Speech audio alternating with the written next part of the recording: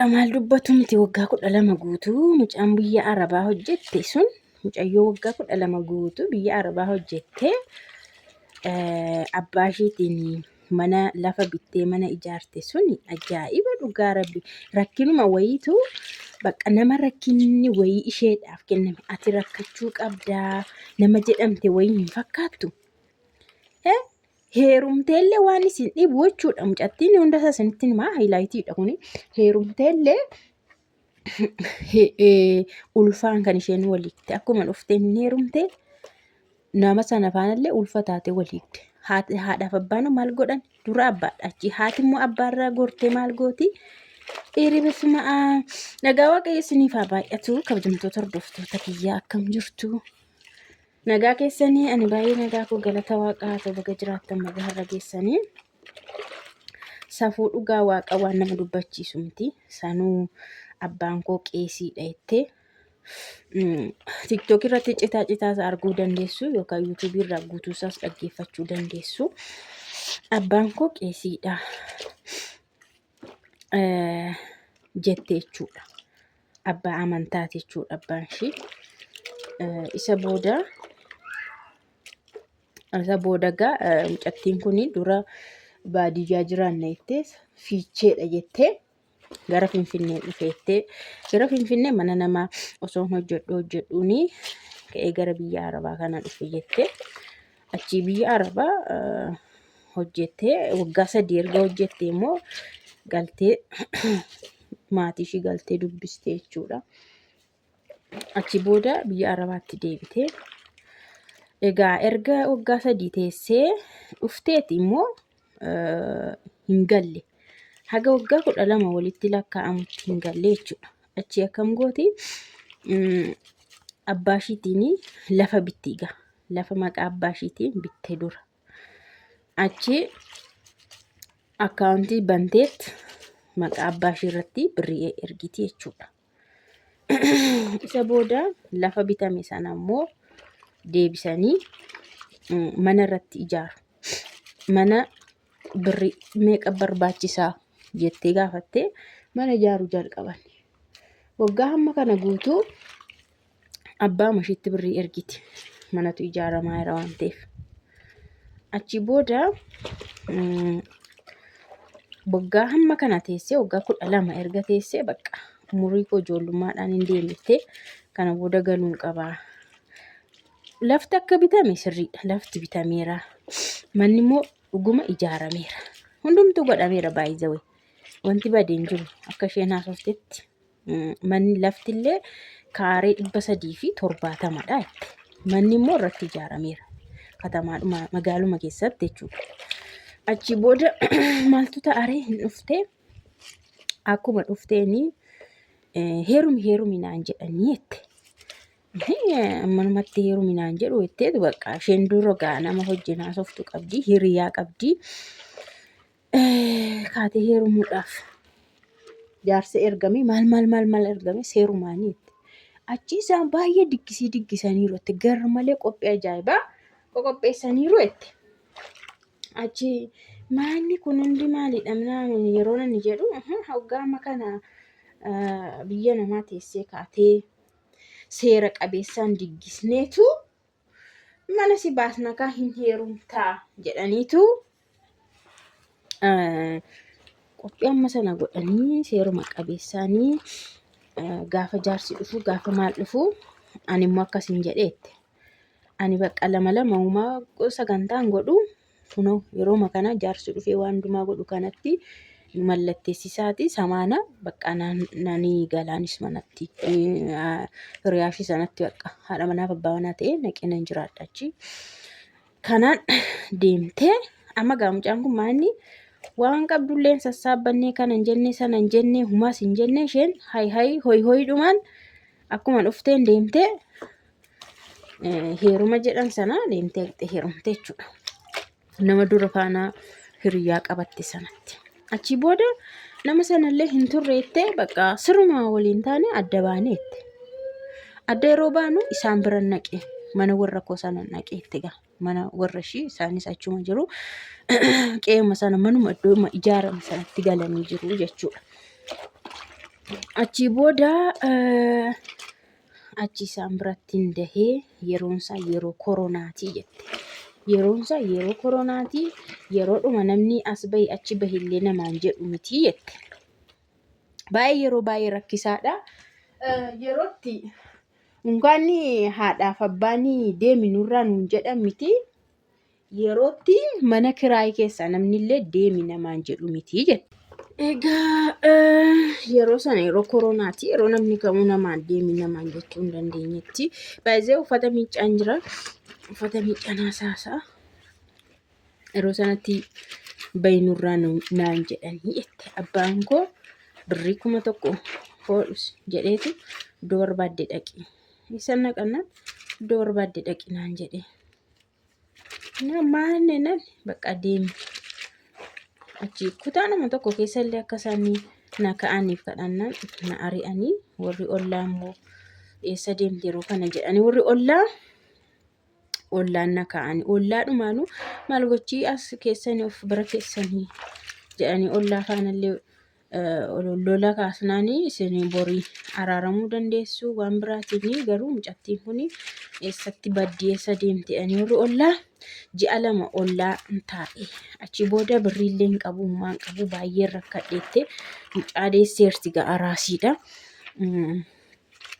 Achi waan hin godhu dhabee maal jennaan wanti gargaarsi firri gargaarsa naa godhanii jette birrii walitti naa qaban. Anis immoo hiriyoottan kootti bilbiladhee warra biyya arabaa jiran warran kanaan dura beeku isaan na gargaara bakka rakkina keessa hin jira jedheettinaan isaanillee waan tokko na gargaaranii isaan mana kireeffadhee bahee achi booda kasasuu jammare jette. Mucaa kooyyuu waan isaan godhan hin beeku jette. Itoodhuman iddoo sana jiruuti mucaan koo dhukkubsachuu jammare.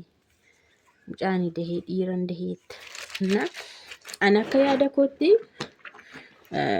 otuma akkas ta'e iyyuu bakka mucaa koo haadha kootti kennadhee biyya arabaatti deebi'uuf hin ture jette. Ammas garuu haati koo maal jette mucaa ishii harkaa fuudheen guddisu hin barbaadu naan jette.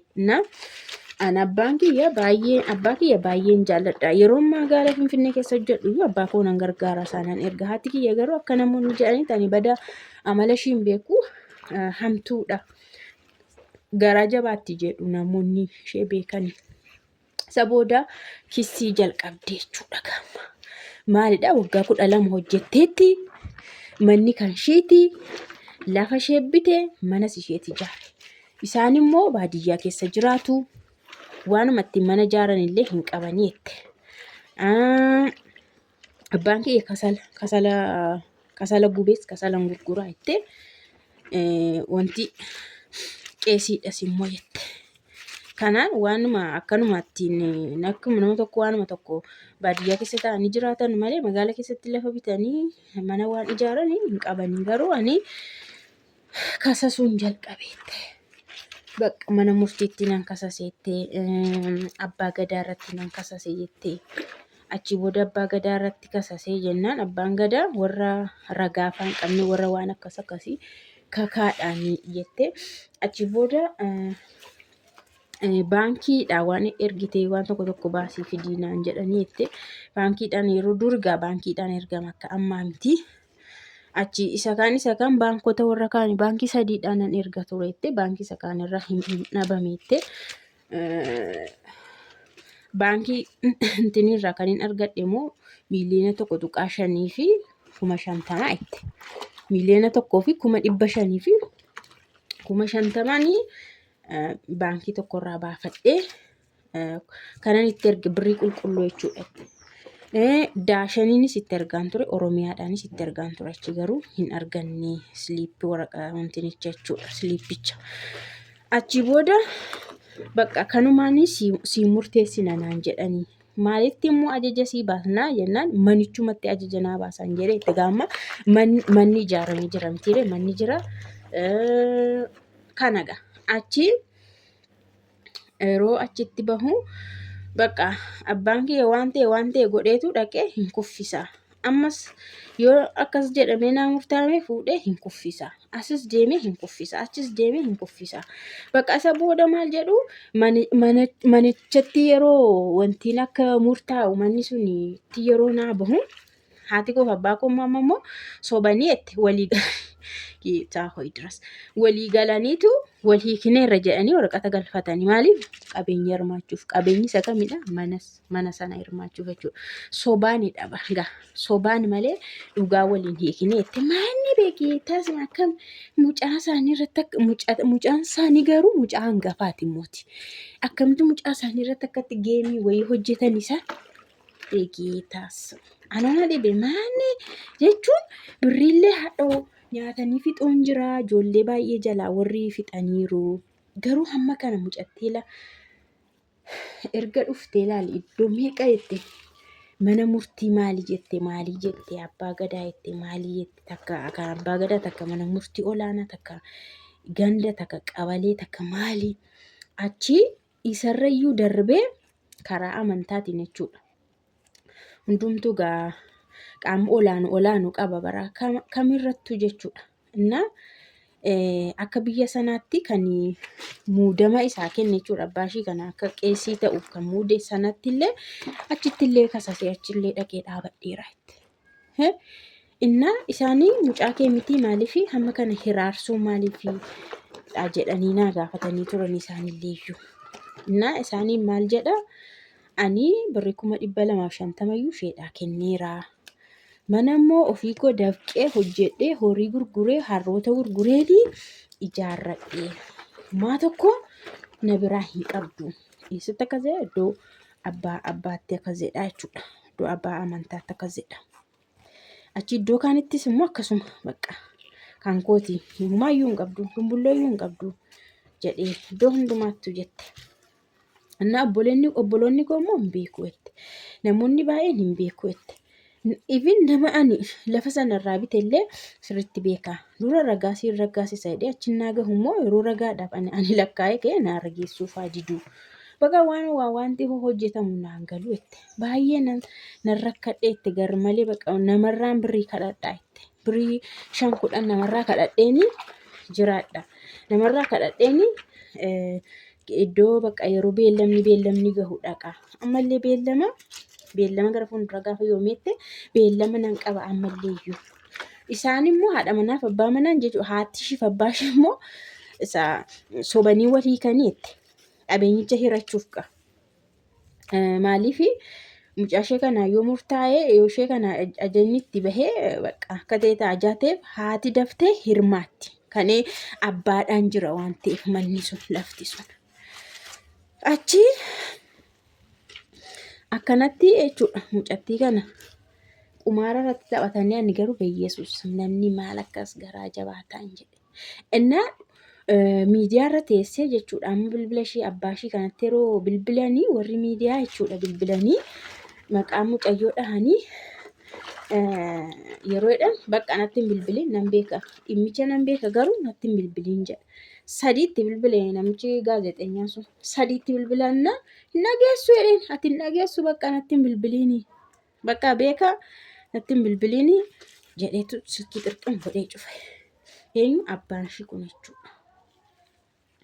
Innaa mucattiin dhugaa waaqa baay'ee tokko boossi. Baay'ee nama azzansiisti. Erga haati kee fi abbaan kee akkasi godhanii lafa si ka'anii si angalaatta'anii bakka even akkanii isaanii iddoo sana jiru isaan fiichee jiru isheenumaas bishooftuu hin jira jette as jechuudha. Asiin deddeebi'a. Namni waa tokko si godhu waa si goosisu fanaan jedhu. Innaa achitti illee bilbila koo borsaa koo faallee bakka harkaa fudhatameera iddoo sanatti akkan iddoo sana hin geenye illee rakkoo baay'ee narraan gaggahamaa jette. Innaa ani baay'ee na dhibe. Ammallee ganaa dubbiin ishii iddootti qabamee jiru irratti qabameera jechuudha himannaan jechuudha. Bara haatii fi abbaan akkas nama godhanii ilmoo isaanii akkas godhanii keessa maal jirra na dhugaa waaqa gooftaa koo waraara kee buusi. Silaa haatii fi abbaan ikkoo ijoollee isaanii jabeessanii waan isheen qabdu yoo hojjette irrattuu dabalanii fi jabeessuu akka qaban tokko. Inni seeraa immoo Ijoolleen ofiiyyuu dirqama namarraa qabdi. Dirqama haadhaaf abbaarraa qabdi bara. Amma garagaltoo ta'ee ijoolleen warra xoortii otoo ofii iddoo tokkoyyuu hin gahiin humaarra hin gahiin warra isa xoortu kana sila haadhaaf abbaatu dirqama qaba. Ijoollee isaanii iddoodhaan gahuu kan qabu haadhaaf abbaadha. Garuu maal godha? Haaluma jireenya haaluma hiyyummaa kanadha malee jechuudhaan baay'ee tokko na gaddisiiste. Mucattiin jechuudha dhugaa waaqa amma eenyuun amanama? Eenyutu amanama dhugaa? Yesus.